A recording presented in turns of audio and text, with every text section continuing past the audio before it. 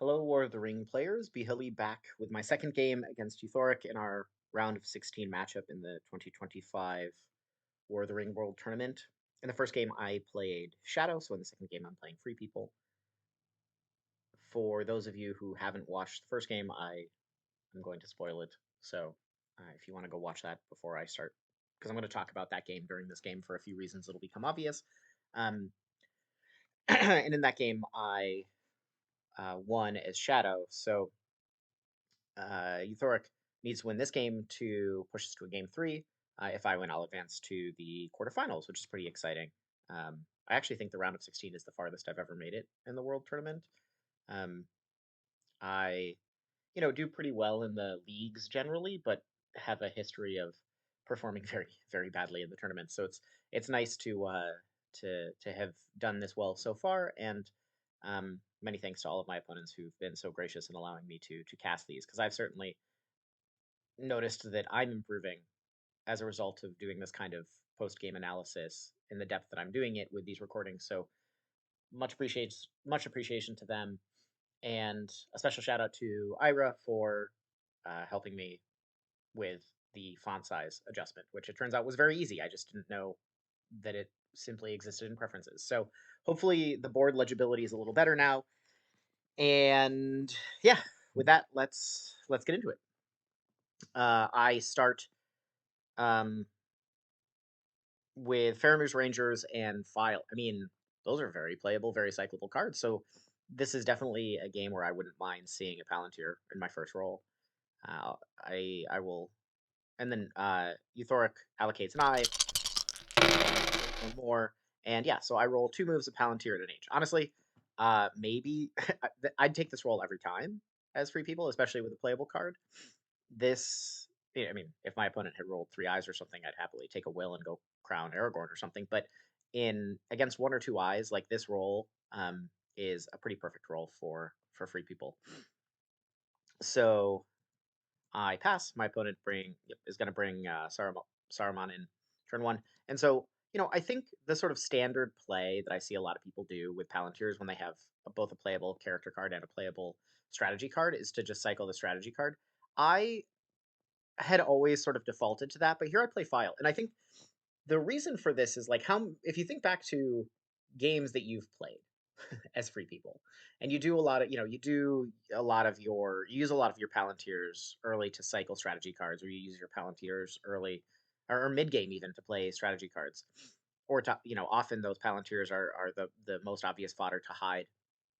How many games that have turned into sprints have you gotten to Mordor and had a handful of, Mithril Coat and Sting, Blue Zero, and let's say Bilbo's Song, and you never have the sea dice to play them because you are needing to sprint up Mordor before the Shadow military victory is clinched somewhere. And I've noticed that I've had a lot of games where I've been trying to sprint and had character cards in my hand that I really wish were in the pool.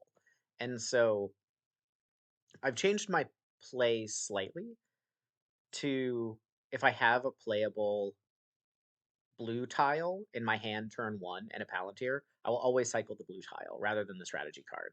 Um, I think there's the argument of you play the strategy cards to try to slow down the shadow military. Well, the inverse of that is you play the blue tiles to try to speed up your own fellowship once you get into Mordor. The difference between hitting a blue tile versus a red tile in Mordor is often the difference between winning and losing. And so since this is a game of, a combination of luck and skill and using the skill to try to improve your percentage chances a couple points here and there, but ultimately it comes down to the dice and the tiles and the cards.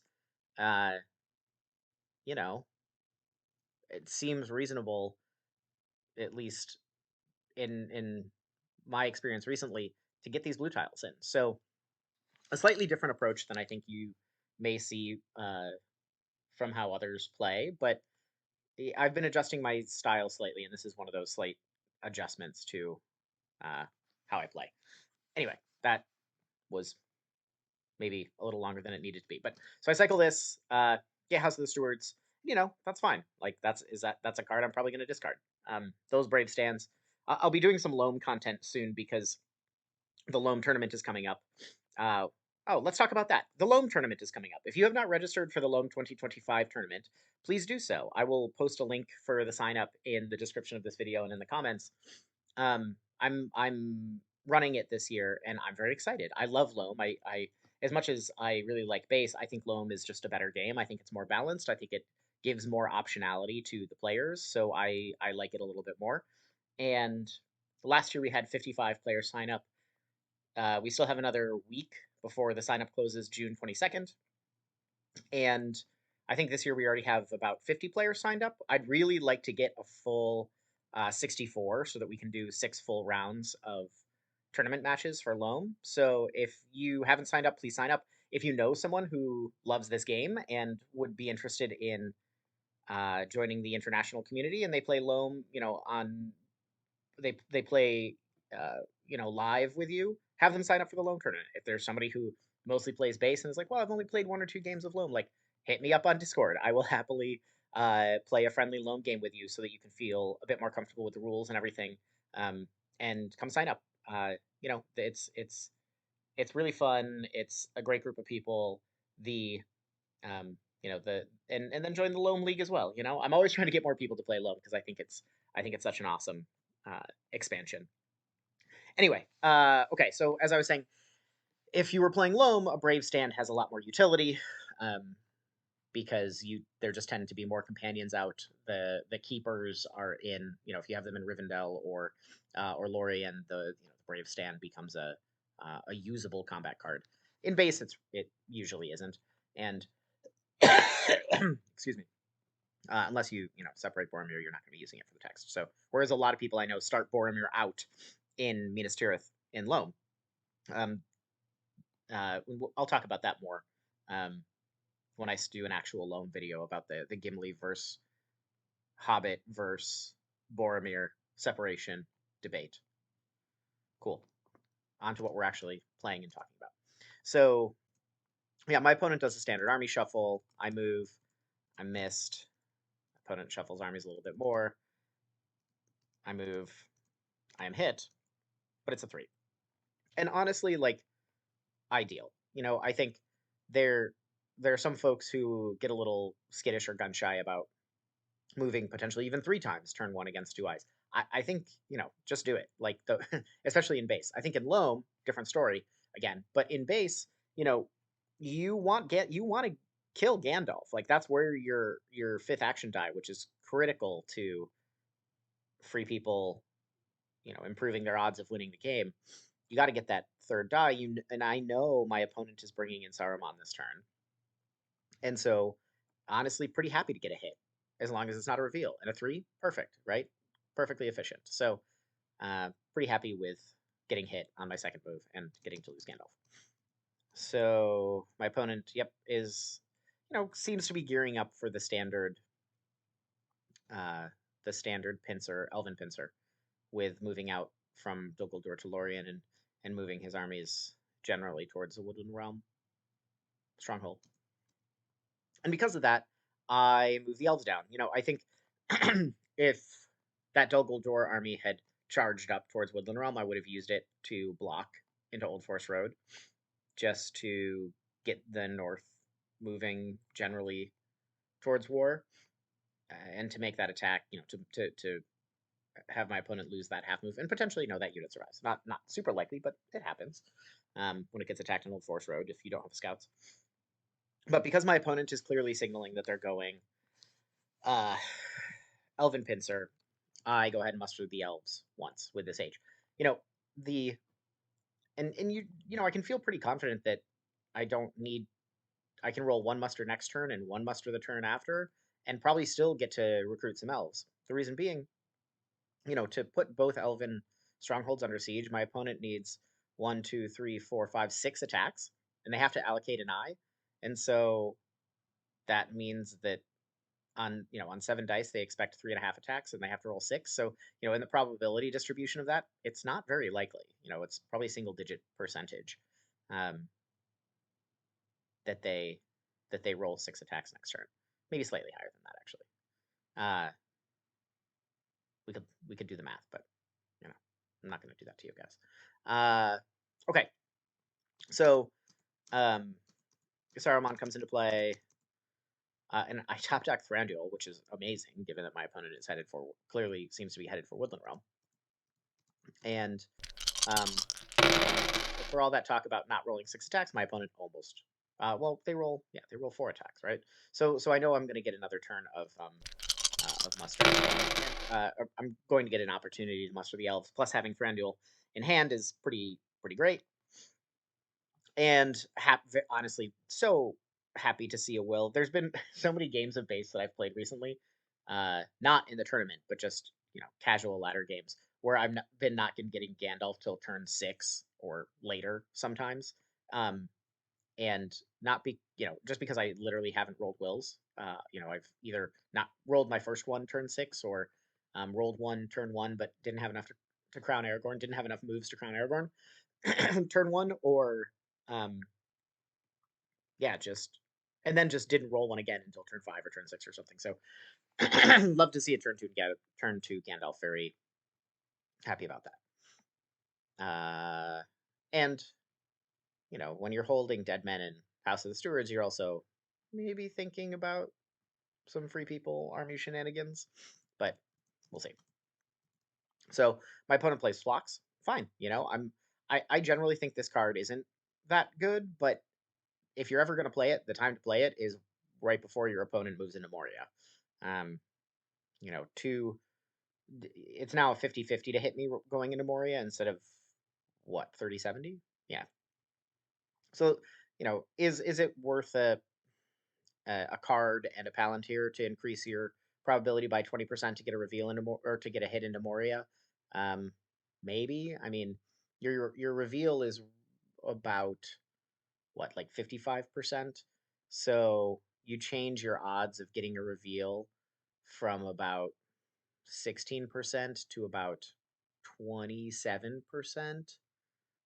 So is that really worth it? Maybe. Um, Again, not to bring it all back to Loam, but I think if this is Loam, this is a much better play. I think in base it's okay, but and again, I don't know what is in my opponent's hand, but that's not. I'm not sure that that's how I prioritize the use of that Palantir. But you know, if you don't know what else to do with it, if you don't have any other clear way to use it, this is a very reasonable choice to try to get that hit going into Moria. Okay. Yep. So my opponent starts shuffling towards the elves. Very good. So my opponent, yeah, and then rolls double ones. I mean, that's classic. Uh, so the fellowship is now not safely through Moria yet, but like we know they're not going to be revealed into Moria, which is always nice. Uh, okay, so then I go ahead and get Gandalf. Yeah, no shenaniganry like in the games against Waldo. Um, I don't have any of the Fear Fire Foes or book. Um, so Gandalf does the usual boring entry point of Fangorn. My opponent keeps moving their armies along, and now, because my opponent doesn't have a C, they have an H, and they're clearly, they have a bunch of other obvious moves for the what to do with that other half move, right? It could be to move to Umbar, it could be to move eastward to Vale. I decide to block this and get an extra um, uh, get get an extra muster for the north by by forcing a combat in Old Forest Road and taking away a half move from my opponent. The other reason I did that now is because I didn't really want to muster the elves down yet because I didn't want like to give my opponent the opportunity to get the Witch King this turn. If I'd mustered down the elves and then my opponent had attacked into Lorien, like yeah, that would have let me use that will to muster into Woodland Realm. I mean, maybe worth it. I don't know, but I had a bunch. I also want to start prepping my defenses of Helm's Deep and stuff. So, oh right, I forgot they weren't even Sauron wasn't even at war. Wow, that's another thing that I hadn't thought about in my calculation of like. So they would have needed to roll 6 attacks and a muster exactly to be able to put both Elven strongholds under siege. Now we're talking about single-digit percentage. Um, okay, so wow, okay, I use this will to bring the elves down. That's pretty fascinating. Why did I think that was necessary? I guess I maybe I guess I've just been in the position so many times of doing a setup like this, and then getting set up to defend an Elven Stronghold like this, and then next turn rolling only one muster, which if that's what happens, like I don't actually get to muster in any of these Elven Strongholds, uh, which would be a little disappointing. So, you know, kind of surprising that I prioritized the muster there instead of moving with that will. But I guess I'm trying to buy time with my defenses here. Not unreasonable, right? I probably would have moved if I wasn't holding Thranduil here.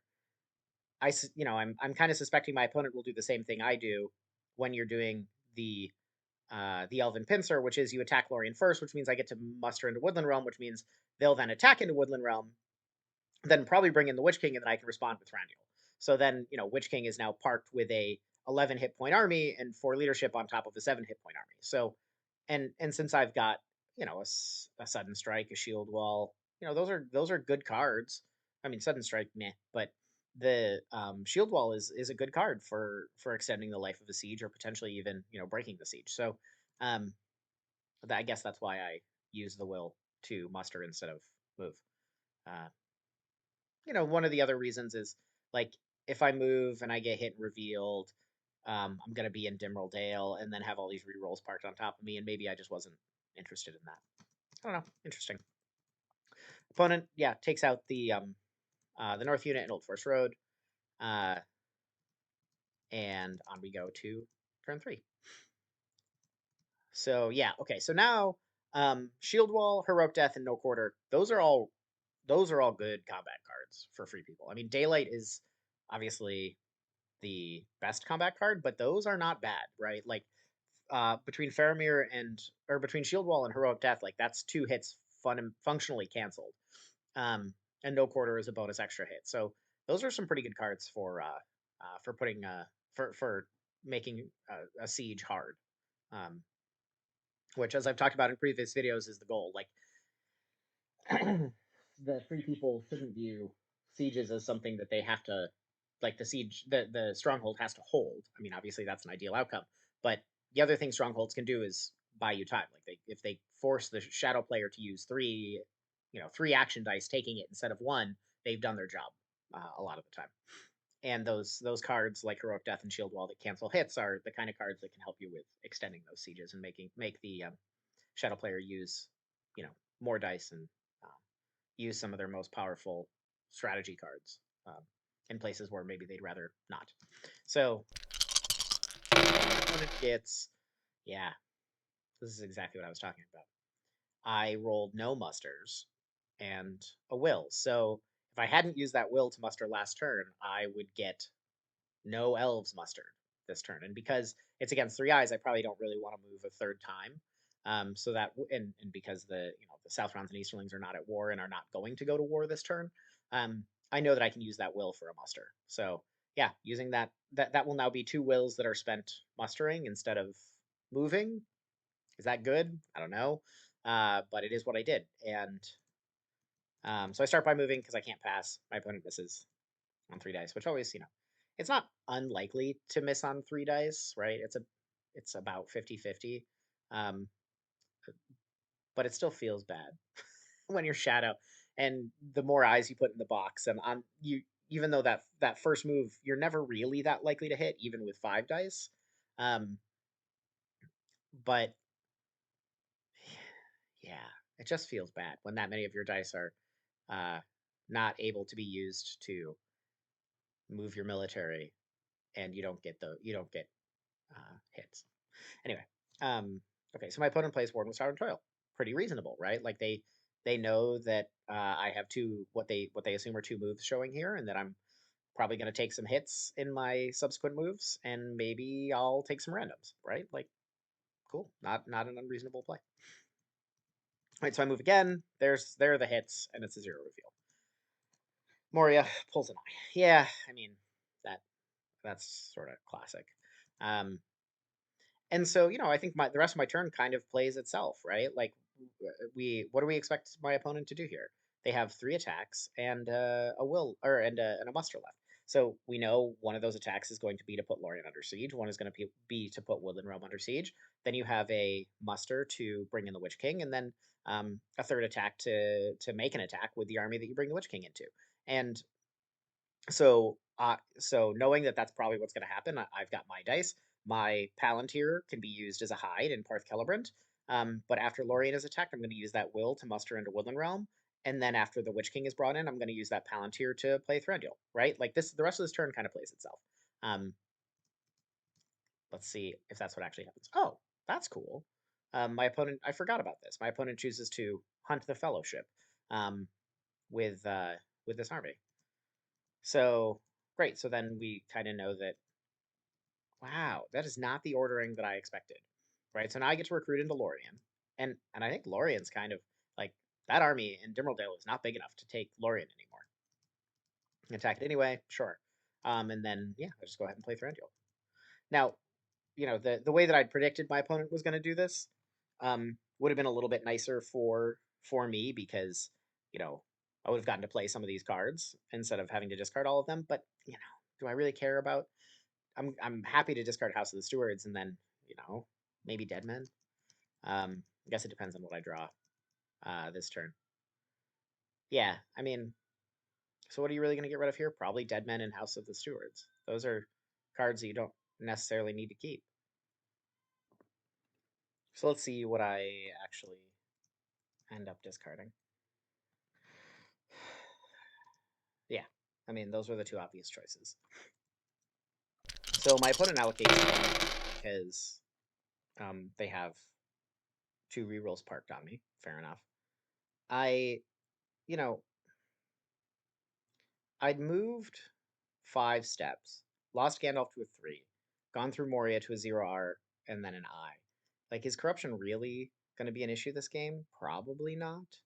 But I guess if you feel like your military isn't moving fast enough, one of the ways to slow down the Fellowship is to put rerolls on it and get more hits and try to get more reveals. Um, so I roll 1 move, which isn't great. My opponent gets a hit. I get another 0 reveal. Fine. I mean, those 0 reveals are a little bit painful when you're out uh, in when you're before pre-Mordor.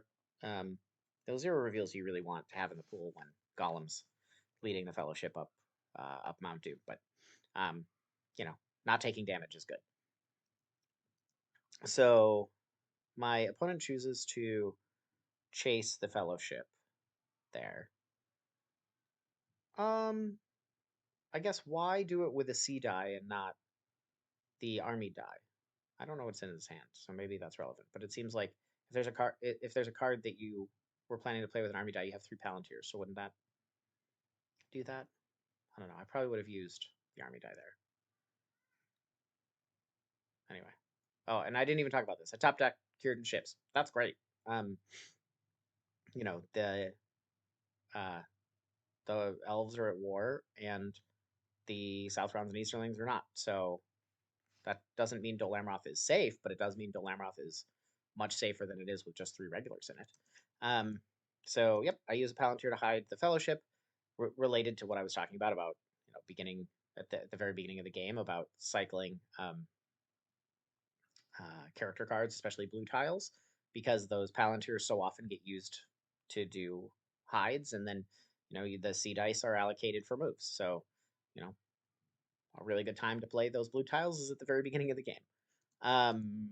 Okay, so my opponent plays Palantir of Orthanc here. This is exactly what I did to my opponent, right?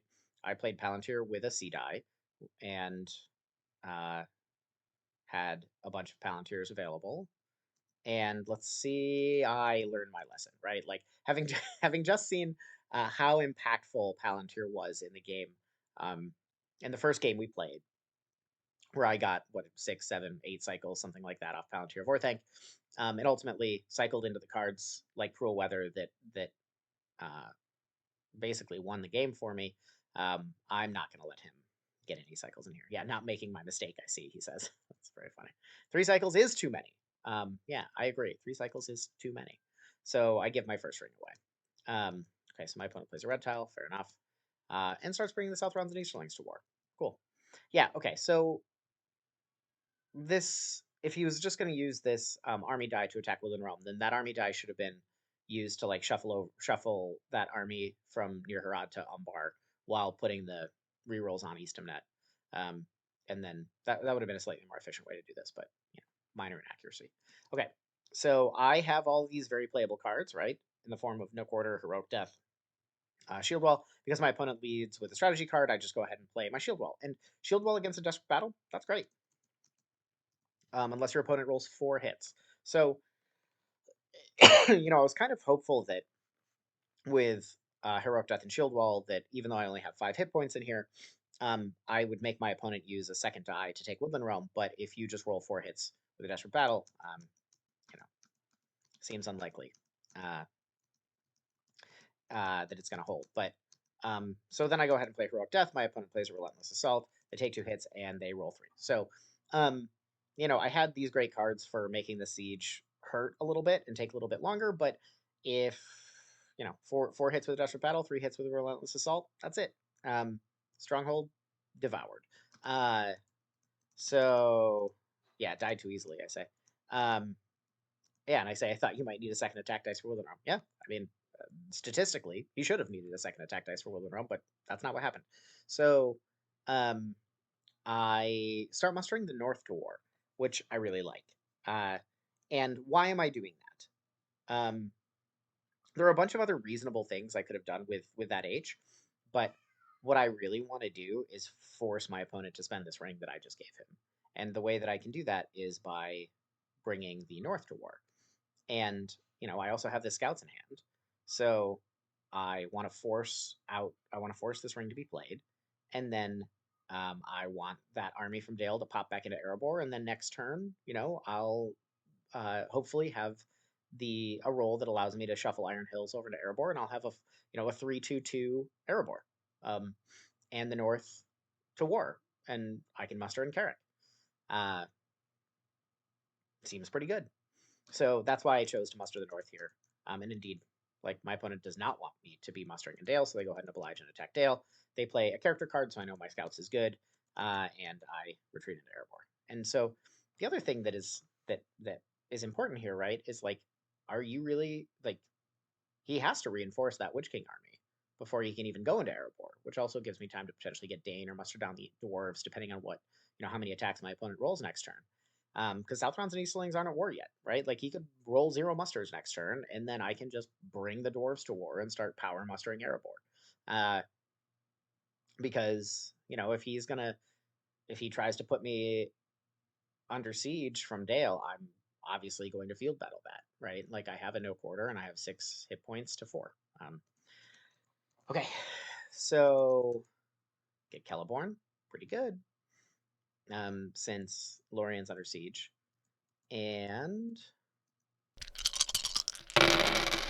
yeah, so my opponent rolls no sea dice. So there's certain like he's almost this is one of the reasons why um getting that ring out is great.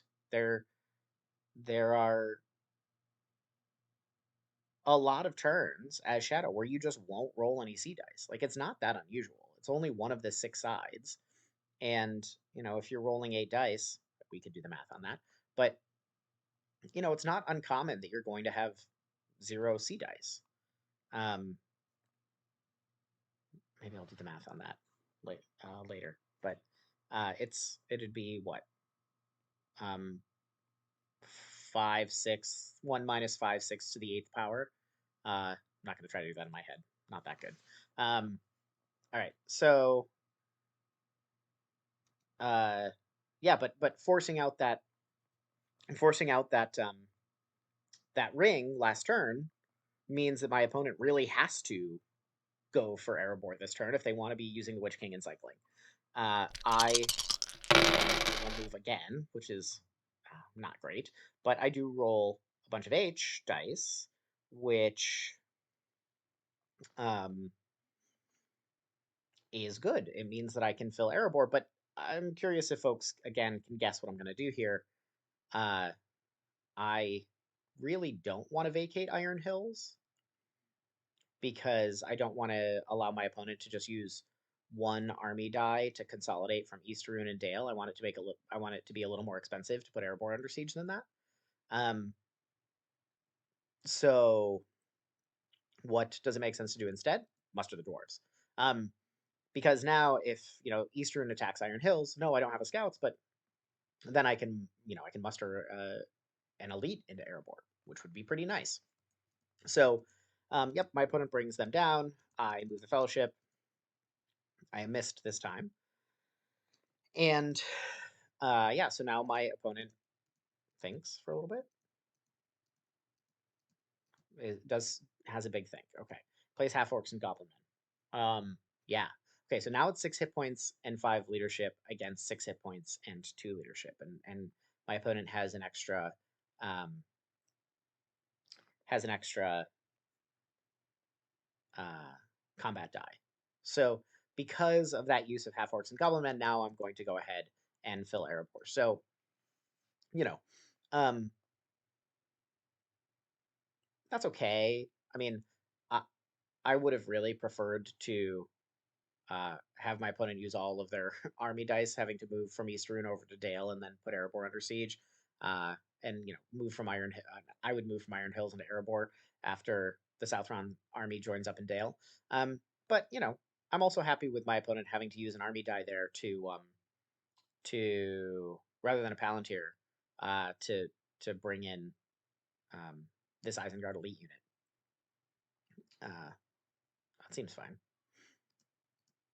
So yeah, my opponent does that, and uh, I start mustering in Carrick because um, I have 2 musters available, and there is no there's no threat to Carrick right now. And so my opponent puts Erebor under siege, but remember Erebor went up pretty upside down on me in the previous game when I was playing Shadow, and that was with 2-2-1 in Erebor as opposed to 3-2-2. And I've got a daylight, I've got a no quarter. Like I feel like I've got a pretty good shot of maybe not Erebor holding necessarily, but of at least putting a pretty good hurt on this Shadow army. So mustering up a pretty good, big army in Carrick makes sense to me. Um, if uh, because if that Erebor Shadow army gets significantly depleted taking Erebor, a big stack of North units in Carrick can cause some real havoc in the Dew line.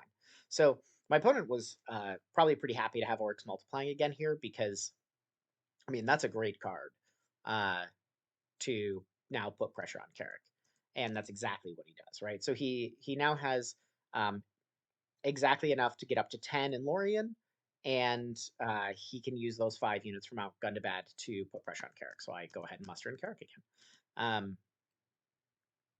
And yeah, they muster up. My opponent musters up north. I think. Cool. So I declare in Western Emmenmuir. So this is a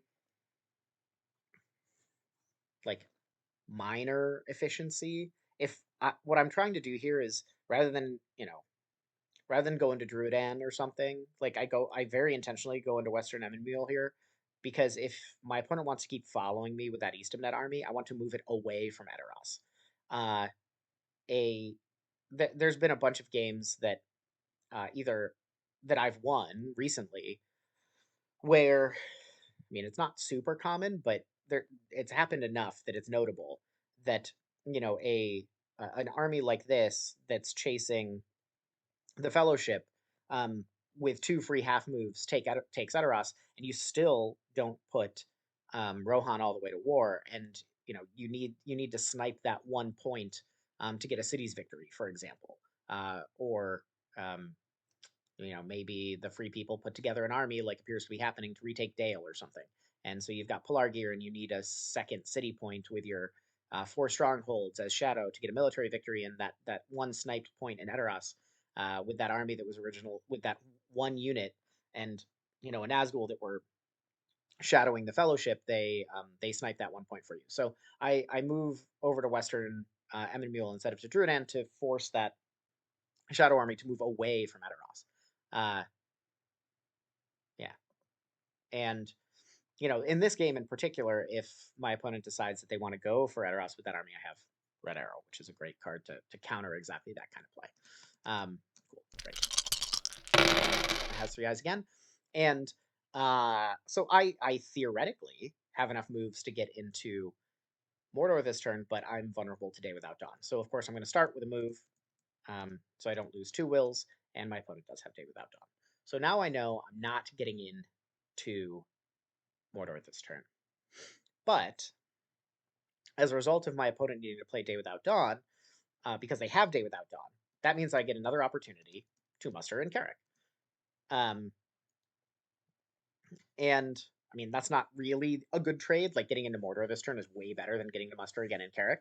But now I have 6 hit points to 5. Yes, my opponent has more combat dice, but that Carrick army is starting to get uh, pretty big.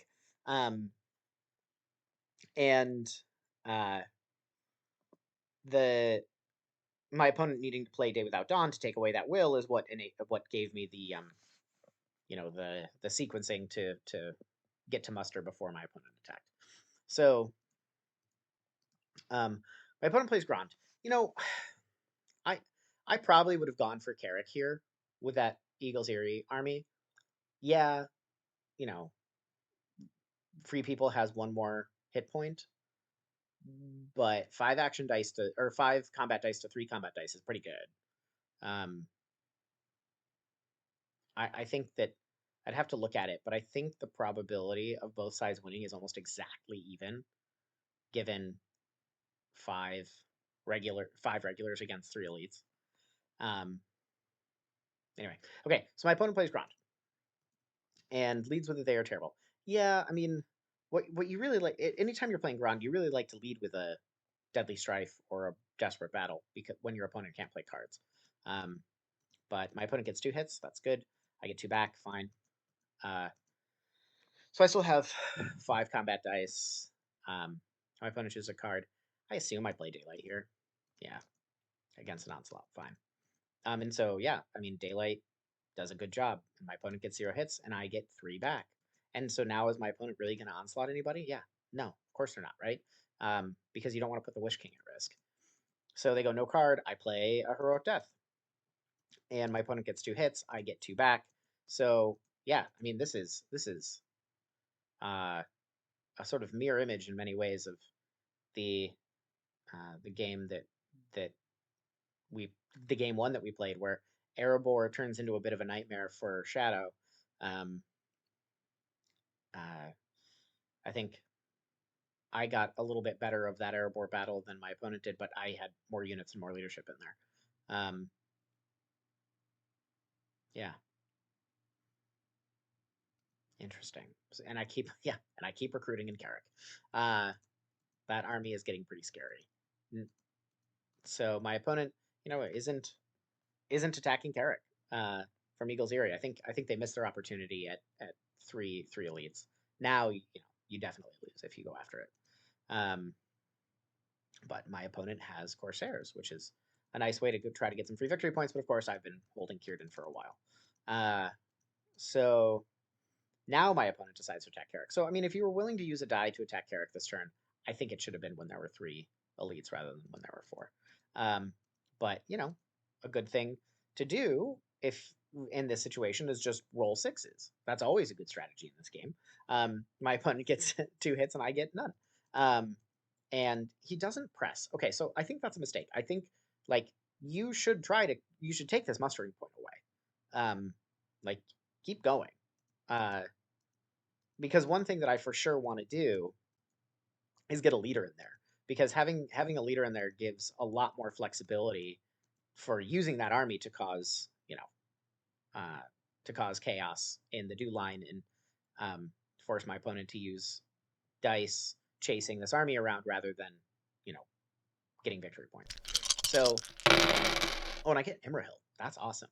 If I've just seen Grand used, so I know that uh, I've seen yeah. So Grand and Half Orcs and Goblin Men have been played. So there's no threat of Grand or fighting Urukai on Dol Amroth. So my opponent's got to grind through 7 hit points with 2 downgrades, or I get to play Immerhill and reinforce. Um, okay. Uh, yeah. So War with Sword and Toil still in play. Um, but I'm definitely not going to be taking any randoms because I have Athelos. And uh, yeah, so I start by mustering a leader in Carrick. This is why taking the mustering point away is important. Um, Getting that leader in Carrick is a big deal because now all of those C dice that I rolled this turn or may roll in future turns, become attacks for that army if I need them for that. And I use the second muster to put a regular in Rivendell. Sure, why not? What is my? Oh, that was my last elf. I'm not worried about Grey Haven's run or something like that this game, because the dwarves are at war and I could just muster up in Erdluin. Um, so happy to get that last elf out in play. I have 2 regulars in the casualties for downgrading in Lorien. Um, so yeah, just while I needed another. Yes, and the reason for the leader here, there, in addition to just the more flexibility with the tactics, there weren't any elites left. So I valued that leader more than I valued another hit point there for flexibility in how I use the army. So my opponent draws a card, fair enough. I move, get hit. It's a 2. I'm obviously not going to take a random. 1, I don't want to risk Strider. 2, I don't want um, to lose any of these cards sworn with Star and Toil. So just gonna take it and then probably play Athelos. Um, so I forgot about this. My opponent goes for fighting Urukai on Erebor. So this is 5 hit points and 4 leadership to 4 hit points and 1 leadership. Um, and I'm he must not have cruel weather. I'm by him playing this card, I'm very confident he doesn't have cruel weather, because he feels like he has to rush. So this is very risky, and uh, he leads, and his shadow or his strategy card was a Devilry. We talked about Devilry a lot last game. Um, yeah, I mean, do you really want to put the fate of the Witch King in the hands of rolling a bunch of 5s on your first round of combat? Pretty well. He gets 3 hits. Yeah, that's what it takes. I get 3 back. Wow. Yeah. Okay. I mean, this is the risk of fighting Urukai. I mean, it was lucky for me to roll 3 hits, but it was lucky for my opponent to roll 3 hits, and I have a no quarter, and I'm sure that's what I play here. Yeah. So my opponent gets his hit. So I mean, Erebor is everybody in Erebor is dead. Question is, do they take the Witch King with him? I miss on the combat roll, and I hit on the reroll. So because of no quarter, that means that hit on the reroll is 2 hits, and it is a full wipeout. Everyone is dead. uh, and I immediately muster into Erebor, because since both armies blew themselves up, whoever owned that space before the combat started still owns that space. That's me. The free people still have it. So I immediately muster into Erebor. So yeah, so now you never count your chickens, quote unquote, before they hatch in this game, but I feel really good now about my probability of winning. Witch King's dead. Uh, they're Yes, I mean, Woodland Realm and Dale are taken. Dol Amroth's under siege. Lorien's under siege, but Lorien's probably going to hold. Dol Amroth might hold with Immerhill. My opponent has lost the ability to cycle strategy cards, um, because both the Witch King and Palantir are out. Uh, there, there are no additional. There's no armies up north, um, besides the one in Eagles Eyrie, but that's sort of pinned by Carrick.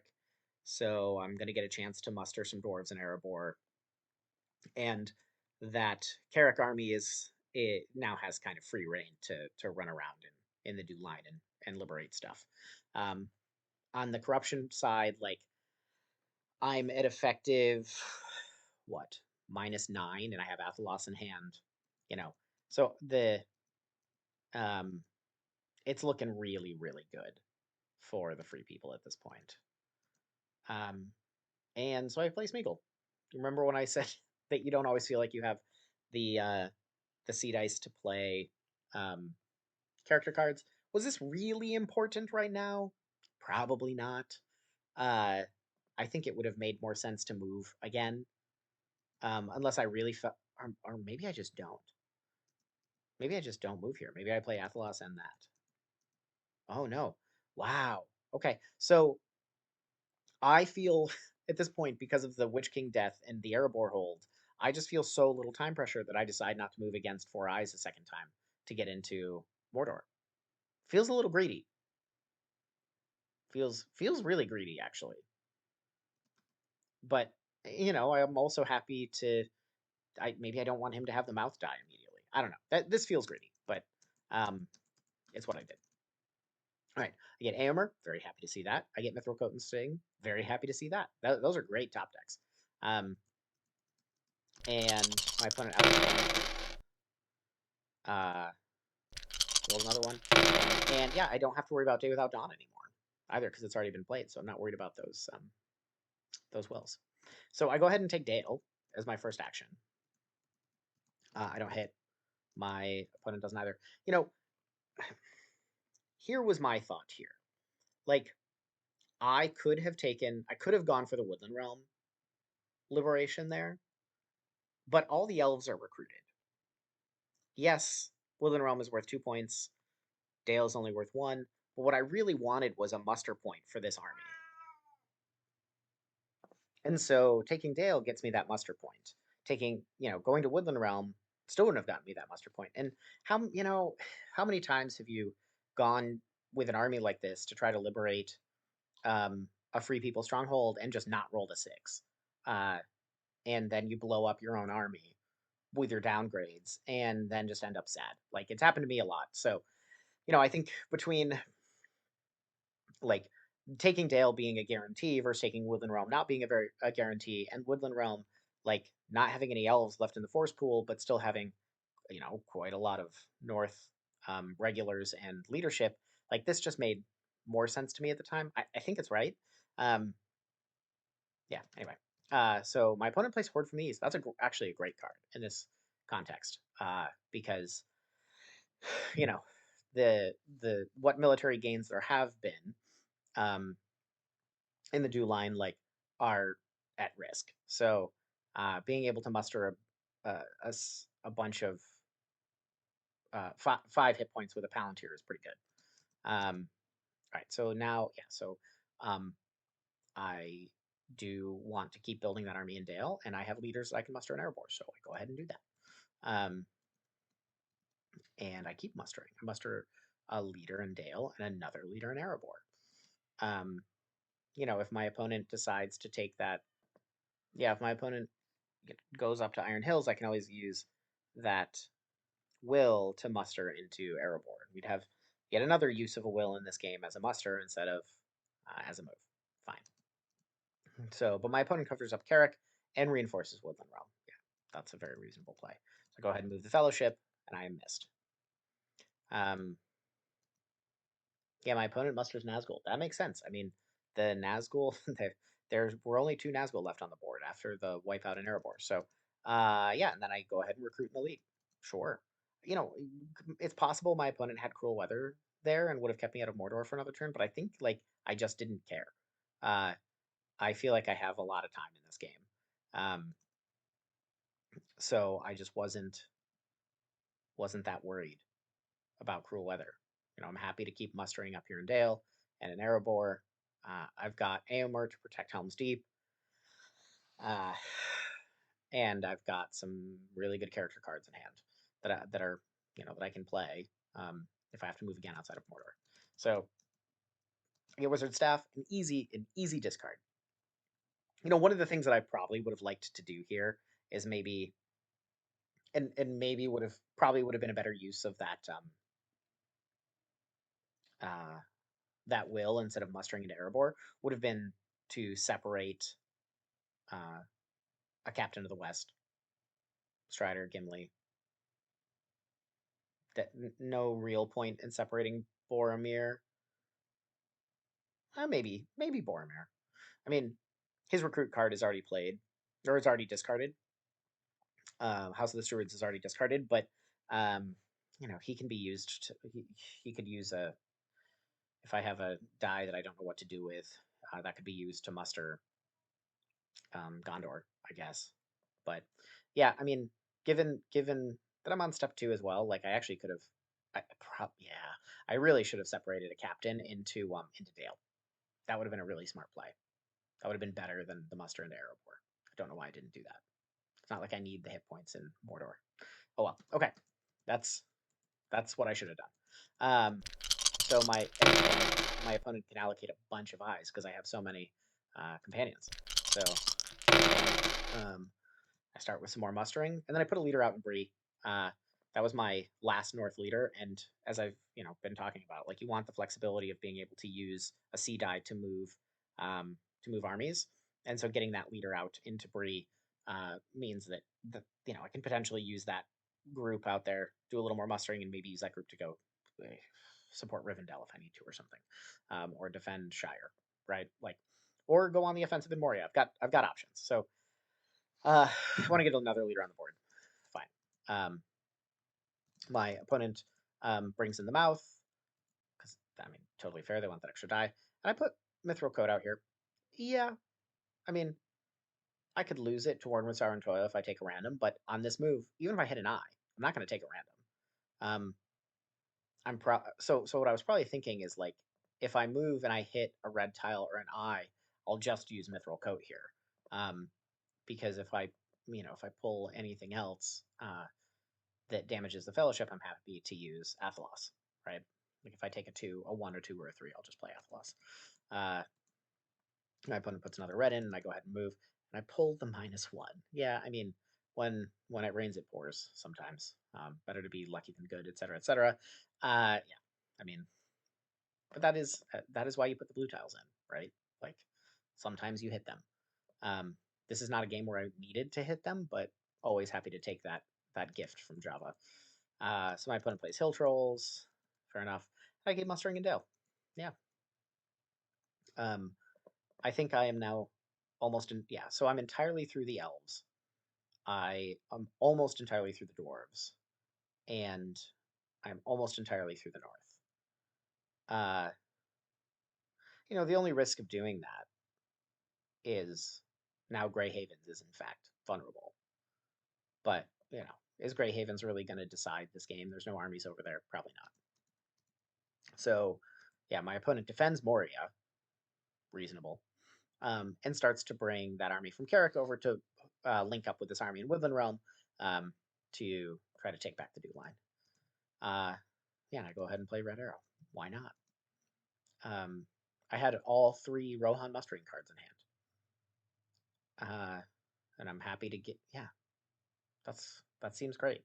Although I mean, the scouts would be good, right? Like Dale's going to fight a little bit, but then it would be nice to retreat out of Dale somewhere and then be able to scouts, right? Like towards Dol Guldur or something.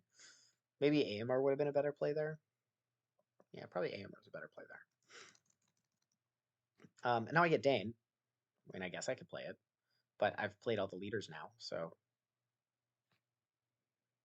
probably more useful as a combat card. Okay, so my opponent allocates 2 eyes again, 3 eyes. Great. Yeah, so I mean, eyes are dangerous in Mordor. But I have time, right? And I pull a red eye. So that's definitely Mithril Coat. I'm not taking 4 and a stop. And I pull a 2. Great. Like probably the perfect tile. A 2 non-reveal would have been better, but getting up to 3 corruption is basically where I want to be so I can play Athelos.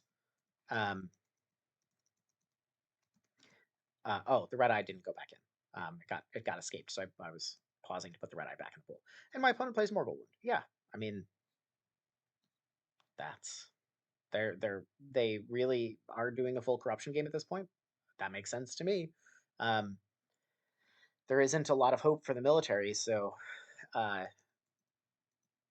because I'm not planning to move against 5, a potential damage of 5 from an eye. And I guess I feel like I have another plan for these H dice. So yeah, if I'm not planning to move again this turn, I just use the C to hide, and I recruit again in Dale. Sure. Okay, so now Yeah, now the north is fully recruited. Um, Dale gets attacked. I play a sudden strike. Seems good. My opponent plays a swarm of bats. Yeah, I don't mind sudden strike getting canceled by a swarm of bats. My opponent gets one hit. I get three. So now, my opponent has to be careful about potentially losing Woodland Realm. Those armies are exactly equal. Yeah, my opponent has a little more leadership, but yeah, so I retreat. Why not? And then I assume this is going to be. Oh, I'm trying to bait my opponent into attacking into Erebor and leaving Dale open because then I'll just play Dane with this H dive. But if my opponent chooses to do something else, I'll use the H die for other things. So I go ahead and play Athelos. I get 2 heals. That's pretty good. And, my opponent has to use this muster instead of with the mouth ability. Oh, wait. Oh, yeah. So instead of using that muster for the mouth ability, they feel like they have to recruit in Dol to stop a rampaging free people's army, which is exactly what I was going to do, by the way. Like, if my opponent had used that muster, I was going to send one regular down to Narrows and the rest of this army up into Carrick and play for a military victory, because why not? And now I put Woodland Realm under siege because that forces my opponent to attack from Dale. Oh, that's shocking. Um, oh yeah, I guess he's gonna wait for the Vale reinforcements um, before attacking into Woodland Realm. But yeah, now I feel pretty good about, especially because I'm happy to use Dane's Valor, Dane Ironfoot, like the Valor text as a combat effect. Um, I feel fine about now trying to liberate Woodland Realm with this fully mustered North army. So my opponent plays Orc Patrol instead of attacking into Woodland Realm and pulls the one stop, which that doesn't feel good. He needs those red tiles to slow down the Fellowship. Um, but it's better than the red eye. But okay, so okay, a bunch of cards that are. I mean, the Brave Stand is useless. The advantageous position isn't bad because of how much fighting in free people uh, territory we're doing here up in the dew line. So, um, my opponent allocates another one. Yeah, I mean, I don't really. I didn't roll any musters, but I've mustered every elf and every north unit and only have the one dwarven elite left, which I can bring in with Dane. So I hide, fair enough. My opponent plays candles and misses. Okay, so that hurts because like if my opponent gets two hits there, like I do have to start thinking about corruption. Um, because like what if my opponent just allocates 5 eyes next turn and then I hit an eye? Like that's not great.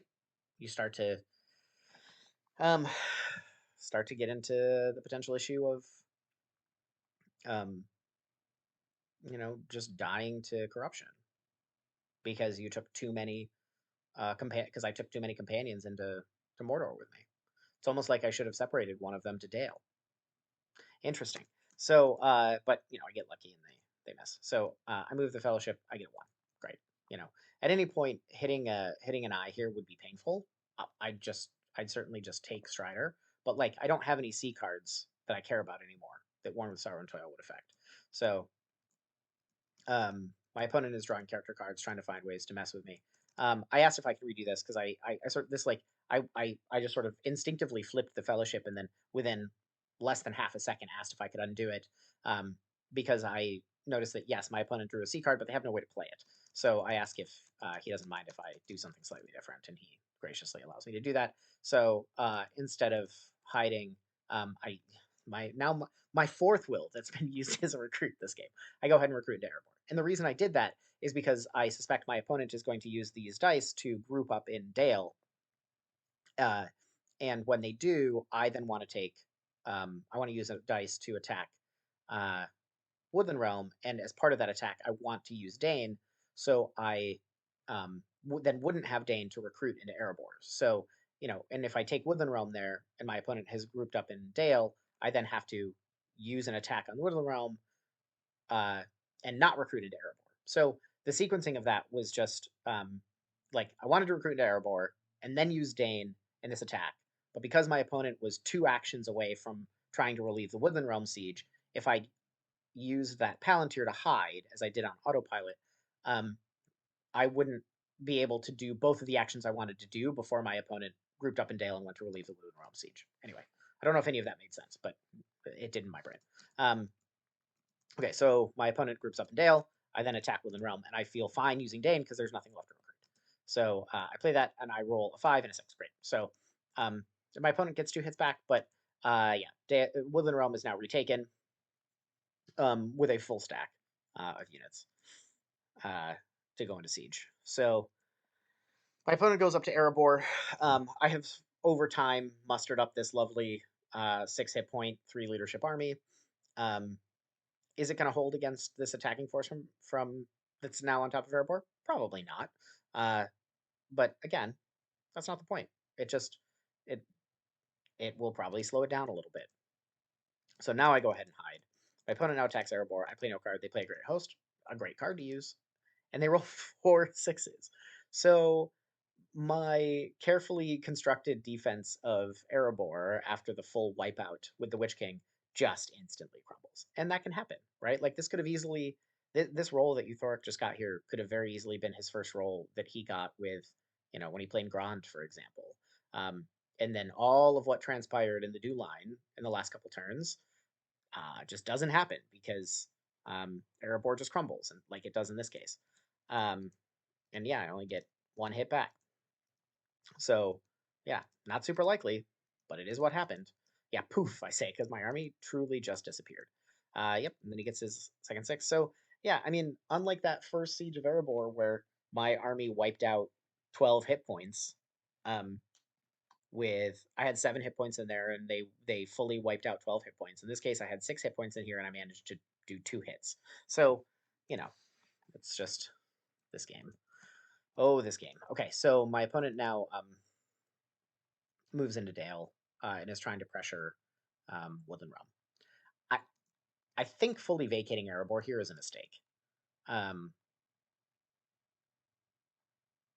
because, well, you'll see why. I mean, my opponent, yeah, allocates 5 eyes. This is exactly what I was talking about. So, because my opponent has so few attacks, right? Um, I I know that they want to group up with Mouth. Like I know what the intention here is. So I go ahead and play and I don't have to worry about getting that done. So I play a blue tile first. My opponent groups everything up, and then I do this. Uh, yeah, I take Dale and Withered Heath because my opponent only has 1 attack left, and so they're going to use that to probably go into Dale. Um, but then that's their last attack, and then for my first action next turn, I can just, if I feel like I need more time, right? Like I can just take Erebor. Uh, yeah. Now that of course was what the die that I would have been using to move the Fellowship, but um, I have decided that I'm hunting for ways to prevent damage. And then I go ahead and move anyway. Yeah, so I think my plan this turn was actually to not move originally. Uh, I was going I was going to draw a fellowship card there, and then or I was going to use the Palantir to just draw a couple character cards. And then I think I was planning to use that muster die and a ring to just throw uh, you know, Gimli and like Boromir into the fire. Like I was planning to just ditch some companions so that my opponent couldn't allocate as many eyes next turn. And anytime you find yourself doing something like that, you got to ask yourself, why didn't I separate some companions before I got to Mordor? Anyway, yeah, but by having axe and bow, I decided it was okay to move because now, yes, it would be a um, what 7 damage eye? Yeah, 7 damage eye, but with axe and bow and Strider, I mean, I take 3 corruption, put me up to 8, would be good, but I'm only 1 step away. And then because I'm revealed, I could just hide next turn and then, you know, separate 2 companions. Um, and get down to 3 companions, but 2 of them being hobbits, so I would have 4 soak before I moved again. Uh, that was how I originally planned on this, but I didn't hit an eye anyway. So, um, oh, he thought that was my dunk move. It wasn't.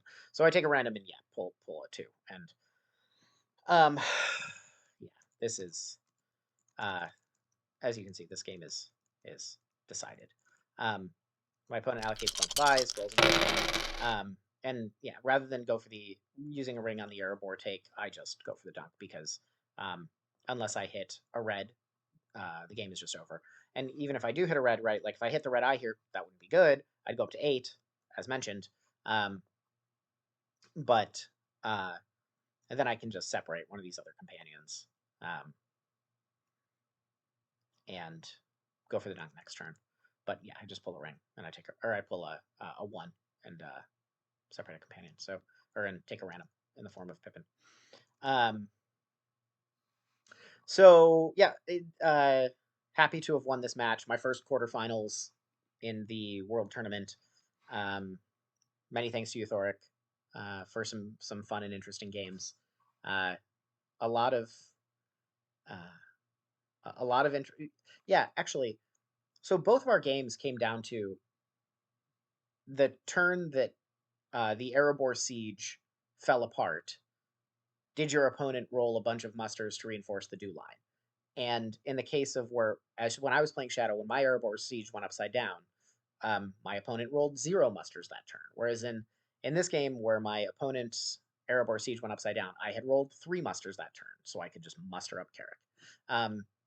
Ultimately, like that's what often this game comes down to: is do you get the action dice you need, uh, given the board state? And um, I did, and my opponent didn't, and that's ultimately why I'm advancing. So many thanks to you, Thoric. These were great games, and yeah, I'm looking forward to the quarterfinal match.